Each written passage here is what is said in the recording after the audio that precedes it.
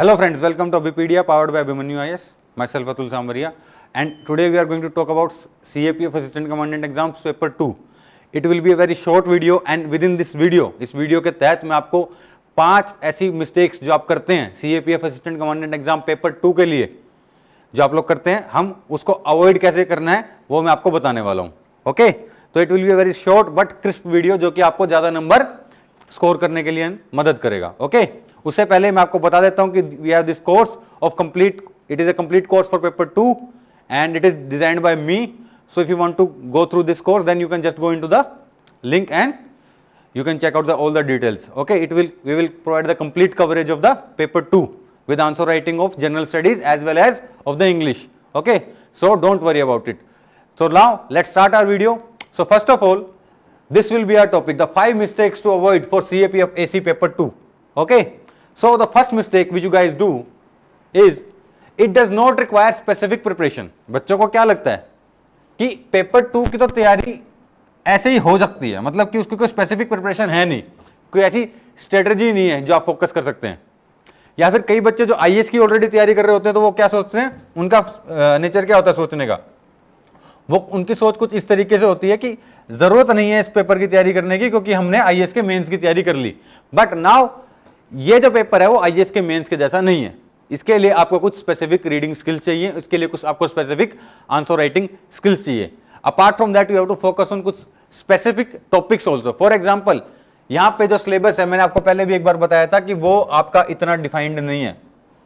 Okay, ये दिख नहीं रहा इसमें, I should take different colour. I think the syllabus here is not defined. Okay, syllabus is not defined here. समझ रहे हैं आप बात, सिलेबस इतना डिफाइंड ही नहीं है. जैसे मेंस के अंदर सिलेबस डिफाइंड रहता है उस तरीके से डिफाइंड नहीं है. प्लस स्पेशल इतना जनरलाइज्ड भी नहीं है सिलेबस कि आप सिर्फ पेपर 1 के लिए तैयारी कर लें और आप उसी से ही अपना पूरा पेपर निकाल दें, क्योंकि कुछ ऐसे टॉपिक्स होंगे जो आप पेपर 1 की तैयारी करते हुए तैयार कर लेते हैं. Okay, for example fundamental rights के जो इश्यूज होते हैं, okay, the fight between the fundamental rights and DPSP, अगर वैसा उसके ऊपर क्वेश्चन आ गया तो वो आप कर सकते हैं. वो आप जब पेपर 1 की तैयारी करते हैं तो उसके अंदर वो पेपर 2 की भी तैयारी हो जाती है. तो yes, there is some kind of integration between syllabus of paper 1 and paper 2, but it is not completely covered. Okay, paper 1 की तैयारी करने से पेपर 2 की कंप्लीट कवरेज आपकी नहीं होने वाली, ये मैं आपको 100% आप यहां पे बता देता हूं. ओके, तो it is a generalised pattern. Next जो यहां पे मिस्टेक होती है कि आप प्रिपरेशन की तैयारी नहीं करते हैं. People find it too vast, कि यार पता ही नहीं, क्योंकि जो एसए के सिलेबस होता है, जो एसए के टॉपिक्स आते हैं वो इतने वाइडली डिवाइडेड होते हैं कई कई, जिनका कोई सर पैर ही नहीं होता कई बार. तो सिलेबस बिकम्स टू वास्ट कि क्या क्या पढ़ें यार, न्यूज़पेपर पढ़ें, आर्टिकल पढ़ें, क्या पढ़ें हम, कौन सी बुक पढ़ें. ये छोड़ के भी, ये सोच के भी आप क्या करते हैं, प्रिपरेशन नहीं करते हैं इसकी. तो ये आपकी मिस्टेक नंबर 1 है कि इसकी प्रिपरेशन ना करना. ओके, स्पेसिफिक प्रिपरेशन ना करना, क्योंकि माना कि वास्ट सिलेबस होता है बट खास बात पता क्या है, देयर आर 6 एसेज, वहां पे 6 ऐसे होते हैं.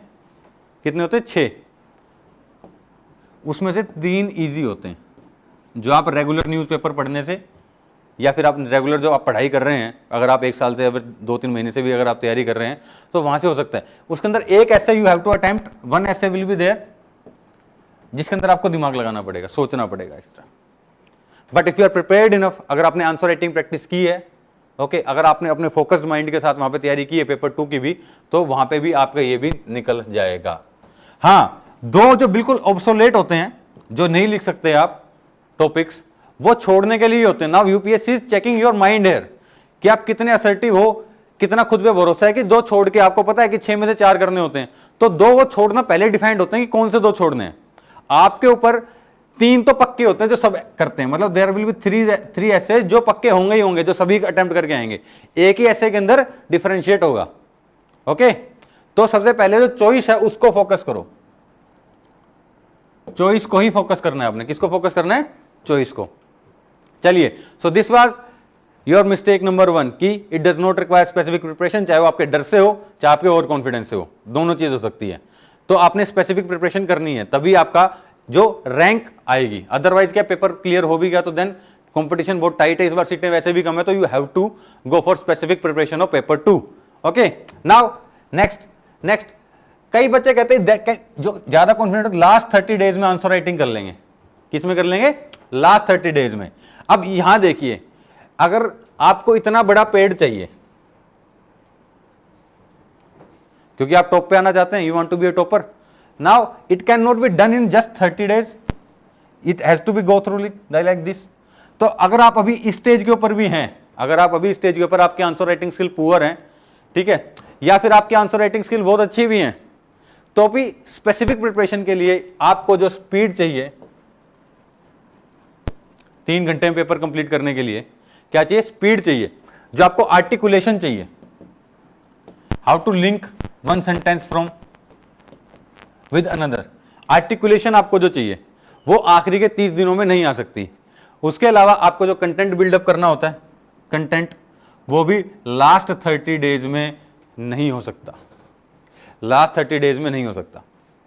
ओके, उसके अलावा हर बच्चे का अपना अलग माइंडसेट होता है कि पहले वो क्या अटेम्प्ट करेगा, बाद में क्या अटेम्प्ट करेगा पेपर 2 के लिए। ओके, अटेम्प्ट करने का तरीका है, तो even that habit can not be developed in the last 30 days. तो बच्चे क्या करते हैं कि अच्छा पहले पेपर की तैयारी कर लेते हैं, आखिरी के 30 दिन में 2-2 घंटे पढ़ लेंगे, पेपर 2 हो जाएगा। नो, यहां पे आपने ऐसा नहीं करना है। आपने अभी से ही आंसर राइटिंग प्रैक्टिस अपनी करनी स्टार्ट कर देनी है।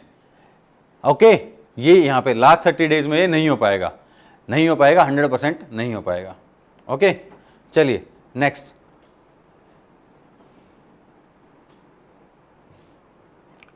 नाउ नेक्स्ट अपनी जो मिस्टेक यहां पे, रीडिंग न्यूज़पेपर इज इनफ, कि अगर हम अखबार पढ़ लेते हैं तो वो काफी रहता है।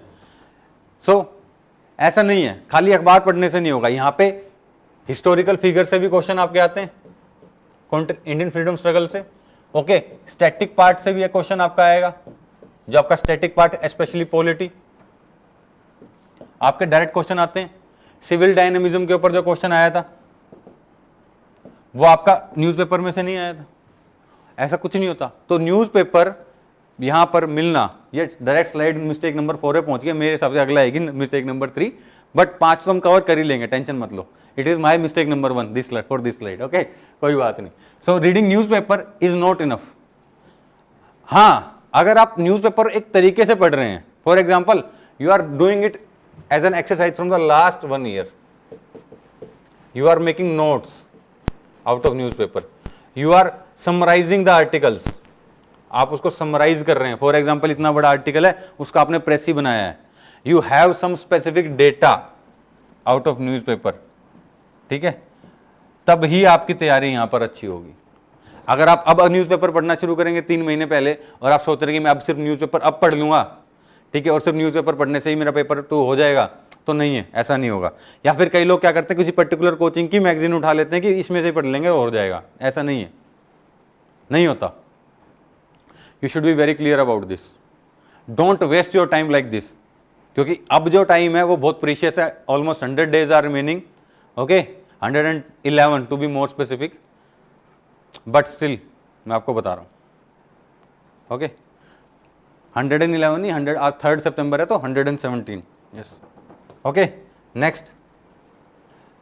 नाउ वो ये स्लाइड सही थी, वो उसमें बस 3 नहीं आया था, कोई बात नहीं। Now the mistake number 4, not focusing on specific writing skill. So what I want to say about here, what I want to say here, what are these specific writing skill? ये आखिर specific writing skill होती क्या है? ध्यान दीजिए, specific writing skill होती क्या है? फॉर एग्जाम्पल हम भी स्टार्टिंग में पता है क्या ही सिखा रहे होते हैं बच्चों को, जैसे अभी कोर्स चल रहा है, तो हम क्या कर रहे हैं, हम उस कोर्स के अंदर अभी बच्चों को सिर्फ एस्से के अंदर इंट्रोडक्शन कैसे लिखना है, कंक्लूजन कैसे लिखना है, अप्रोच कैसे करनी है। तो मैक्सिमम लोग पता है क्या फोकस करते रहते हैं, सिर्फ इसी पे फोकस कर लेते हैं कि एस्से कैसे लिखें, एस्से कैसे लिखें। बट सीएपीएफ एक यूनिक एग्जाम है, क्या है, एक यूनिक एग्जाम है जिसके अंदर आपको एस्से लिखना होता है। एस्से का जो स्ट्रक्चर है वो अलग होगा। ओके, तो आपको स्पेसिफिक राइटिंग स्किल एस्से के लिए भी चाहिए। देन उसके लिए आपको नेक्स्ट, उसके बाद जो आपका रहेगा आर्ग्यूमेंट, आर्ग्यूमेंट के लिए स्पेसिफिक एक राइटिंग स्किल चाहिए, because there is a set pattern जिसके ऊपर आपको आर्ग्यूमेंट लिखना है to gain some marks. Okay, कि उसके अंदर छोटा इंट्रोडक्शन देना है, एंड में कंक्लूजन लिखना है नहीं लिखना, ये सारी सब चीजें आपको पता होनी चाहिए। ओके तो फिर आपको एसए के लिए अलग से तैयारी करनी पड़ेगी और आर्गुमेंट के लिए अलग से तैयारी करनी पड़ेगी, नहीं करनी पड़ेगी? ये बिल्कुल करनी पड़ेगी। ओके नेक्स्ट तीसरी प्रो, उसके बाद फिर क्या आता है आपका कॉम्प्रिहेंशन। अब कॉम्प्रिहेंशन हम बचपन से अटेम्प्ट कर रहे हैं, but how will you score more in comprehension? अगर आप ऐसा सोच के जाओगे, क्योंकि कोई कॉम्प्रिहेंशन की तैयारी करता नहीं है। हम क्लास देंगे, हमारे कोर्स के अंदर क्लासेस हैं कॉम्प्रिहेंशन की, we will give some classes, specially जो इंग्लिश वाले बच्चे नहीं है उनके लिए जरूरी है। कॉम्प्रिहेंशन की जो क्लासेस हैं, ओके क्या है, कॉम्प्रिहेंशन की जो क्लासेस हैं वो बहुत जरूरी है यहाँ पर। तो कॉम्प्रिहेंशन को अटेम्प्ट करने का, स्पेशली लिखने का, राइटिंग इन ओन वर्ड्स, वो बहुत जरूरी है। आप बिना प्रैक्टिस के जाएंगे तो आप मान लो कि 5 नंबर लेके आए सिर्फ 20 में से, but now what you can do, अगर आप प्रैक्टिस करके जाएंगे तो आप यहाँ पे इससे आप 12 नंबर तक स्कोर कर सकते हैं। मतलब इतना फर्क पड़ जाता है। ओके तो इस हिसाब से मैं अभी 20-20 मार्क्स का ही ले रहा हूं, इसलिए मैं बता रहा हूं आपको। तो परसेंटेज वाइज आपको बहुत ज्यादा फर्क पड़ेगा। तो आपको कॉम्प्रिहेंशन के लिए अलग से राइटिंग स्किल आपकी चाहिए। उसके बाद रिपोर्ट राइटिंग। ना रिपोर्ट राइटिंग तो है ही सारे बेस्ड, फैक्ट आपको पता होने चाहिए, लेकिन साथ में रिपोर्ट का अगर आपको फॉर्मेट नहीं पता रिपोर्ट का, तो फिर क्या कहानी, खत्म। ठीक है। सिमिलरली प्रेसे, अब आप नॉर्मल जब प्रेसे लिखते हैं तो उसके अंदर आप टाइटल भी देते हैं, but in case of the CAPF press it has been written that do not suggest a title. तो इन सब के लिए आपको अलग अलग आंसर राइटिंग स्किल चाहिए। क्या चाहिए आपको? अलग अलग आंसर राइटिंग स्किल चाहिए। तो focus, divide your preparation and divide your answer writing practice in developing different kind of set, different writing skills. ऐसे आर्ग्यूमेंट, कॉम्प्रिहेंशन, रिपोर्ट एंड प्रीसी के लिए आपको अलग अलग राइटिंग स्किल चाहिए। अलग अलग राइटिंग स्किल यहां पर आपको चाहिए। नेक्स्ट एंड फाइनल, जो सबसे बड़ी मिस्टेक करते हैं, जो मैंने भी की थी, अवॉइडिंग ग्रामर की। ये तो आती है, ग्रामर का क्या करना है, ये तो आती है। आपको पता है ग्रामर से you can score 20 marks, 20-25 marks. Problem क्या है कि हम जो ग्रामर पढ़ते हैं, खासकर कॉम्पिटिटिव एग्जाम के लिए, वो हम पढ़ते हैं किसके लिए? एमसीक्यू बेस्ड क्वेश्चंस के लिए। Okay and there is set pattern. अगर आप प्रीवियस ईयर देखेंगे पेपर, तो देयर इज सेट पैटर्न जिसके ऊपर वो एमसीक्यू, जो वो आपके ग्रामर आती है, वो एक सेट पैटर्न के ऊपर आती है। इसमें 10 को नंबर की वोकैब आती है वो, ओके, जिसमें आपको वर्ड्स के अंदर यूज करने होते हैं। तो उस 25 नंबर पे भी आपको फोकस करना है, वहां पे कोई फोकस नहीं करता। बाकी लोग जो तैयारी नहीं करके जाएगा या जो कॉन्फिडेंट है, वो क्या करेगा? और कॉन्फिडेंस के अंदर वो उसको देखेगा ही नहीं, वो क्या करेगा? 25 में से 10 नंबर लेके आएगा। और जो तैयारी करके जाएगा, यू कैन स्कोर 100%, 25। तो आप देखें 25 नंबर आपकी नंबर्स के अंदर, मतलब आपके 25 नंबर कितने फर्क डाल सकते हैं, कितना फर्क डाल सकते हैं, जस्ट इमेजिन। ओके ये क्या है? 5 ये स्पेसिफिक मिस्टेक है जो आपको यहां पर अवॉइड करनी है। क्या करनी है? अवॉइड करनी है to score high in CAPF assistant commandant exam paper 2। अगर आपको कोई और डाउट है, you can always comment, okay, and do check out my course so that you can take an informed decision about it. Okay, the link is given in the description. So thank you very much and have a very nice day.